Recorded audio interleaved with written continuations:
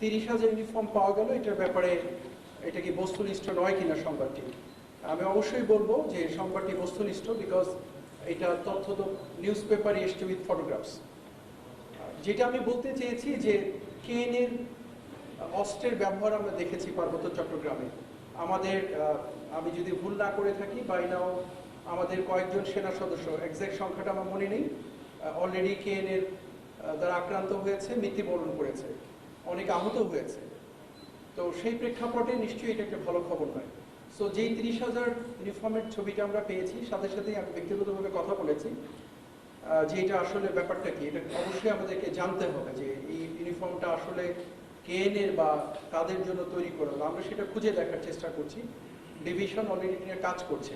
একটা জিনিস আপনাদেরকে বলতে চাই যে কেএনএ বম ভিত্তিক একটা সংগঠন, তাদের সঙ্গে হয়তো অন্যদের সম্পৃক্ততা হয়ে থাকতে পারে পরবর্তী সময়গুলোতে। টোটাল বম কমিউনিটির জনবলই হচ্ছে 12,000। সেই 12,000-এর মধ্যে ছোট বাচ্চা, আবাল, বৃদ্ধ, বনিতা সবাই সামিল। সেক্ষেত্রে এই 30,000 ইউনিফর্মেই কেএনএর কিনা সেটা অবশ্যই খুঁজে দেখার সুযোগ আছে। আমরা বিষয়টা অত্যন্ত সিরিয়াসলি নিয়েছি, বিকজ এটা আমাদের নিরাপত্তার সাথে ওতপ্রোতভাবে জড়িত। আমরা খুঁজে দেখছি এবং আপনাদেরকে নিশ্চিত করে বলতে পারি যে এটাকে আমরা খুব হালকাভাবে নিইনি। আমরা দেখছি, খুঁজে দেখছি এবং সে ব্যাপারে যতটুকু ব্যবস্থা গ্রহণ করার অবশ্যই আমাদের পক্ষ থেকে, যেটা আমাদের দায়িত্বের ভিতরে পড়ে, নিশ্চয়ই আমরা সেটা নিয়ে কাজ করব।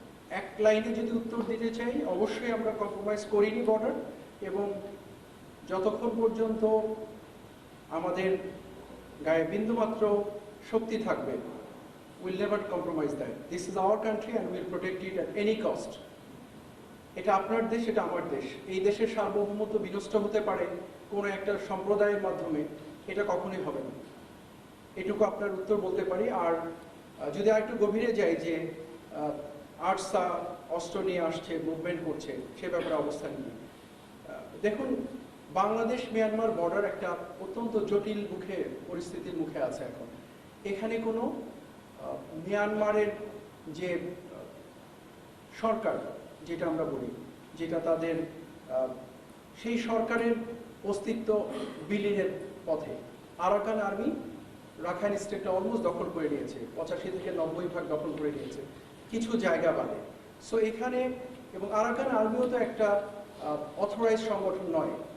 সো এই জায়গাটাতে না আছে কোনো সরকারের অস্তিত্ব সেভাবে, না আছে আরাকান আর্মিকে স্বীকৃতি দেওয়ার মতো করে একটা অবস্থান।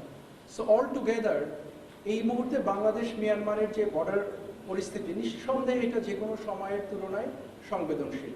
তো সেক্ষেত্রে এই ধরনের কিছু আর্ম গ্রুপের মুভমেন্ট হওয়াটা অস্বাভাবিক কিছু নয়। বাট তার মানে এই নয় যে এটাকে আমরা স্বীকৃতি দিব বা এটাকে আমরা দেখেও না দেখার ভান করবো বা এটার ব্যাপারে আমরা পদক্ষেপ গ্রহণ করবো না।